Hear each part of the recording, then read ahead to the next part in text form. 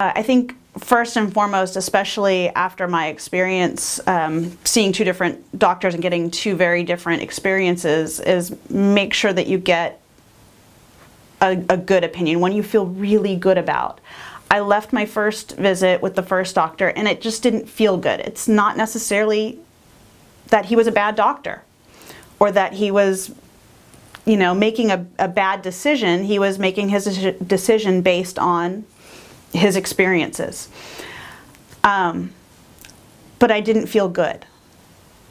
And so I got a second opinion, and I think that's important. I think it's really important not to be afraid to get a couple of opinions if you need to. It may be that you just, you know, come here on the first try and walk away feeling good right from the beginning. And I just didn't happen to make that decision at the beginning. I made the decision to go somewhere close by, local, and that, I think that was a fine decision for me to make because it ultimately led me here to the final decision. So first and foremost, make sure you feel really, really good and really comfortable with who you're going with. And second of all, make sure you've got a good support system around you. I think that's been instrumental from the support system of this office, which has been, as I said before, fantastic, to just having that, you know, the person with you in recovery. My husband was phenomenal. He took all of the information that he was given from your office and put it all into a schedule on his phone so that in that first week, you know, the alarm would go off and you'd say, okay, you need to take this. And then the alarm would go off, okay, we need to go for a walk. Okay, we need to do this. And so he was so well organized, and he'll be the first to tell you, he was as well organized as he was. Not so much because he's a type A person, he definitely is, but even if he wasn't, he had a schedule written out, given to him, that he could then plug into his own system to make it work. And so making sure you've got that is really important.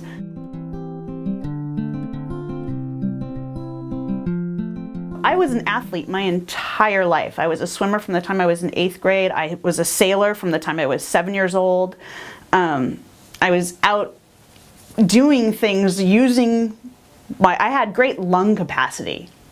Never knew that I had no airway. And, you know, I look back at that now and think, wow, would it have made a difference? You know, as a swimmer, would I have done even better or been more efficient, being able to breathe more air in one breath? You know, that has been, and for me, the revolving, like, most important thing of this whole experience has ultimately come down to that airway.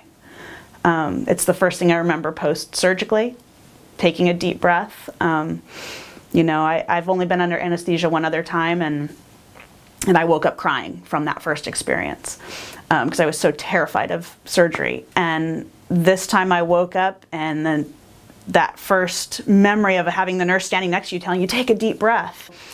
In that fog, I took a deep breath and was literally shocked into awareness of, oh my, there's somebody pouring a hose of air down my throat. I had never in my life ever experienced breathing the way I did in that first breath. It was overwhelmingly, it's been the highlight, the point I go back to, the point of reference if ever I'm feeling like, did we make the right choice? Yeah, no, I never think, did I make, I know absolutely, because I think back to that moment, that deep breath, and feeling my lungs fill to a capacity that in such a short amount of, it was amazing. It was amazing. I always slept well. I always felt like I got good sleep. Now when I sleep, and I've always been I've been a side sleeper, and I'd move around a little bit, but I was fairly stationary. I don't move anymore.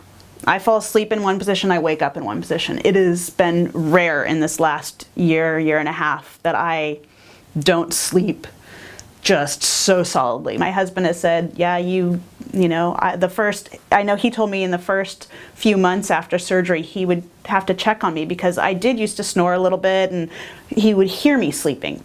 And he said, yeah, I have to, you know, you're so quiet now. I have to check on you, make sure you're okay, because you breathe so well, so easily.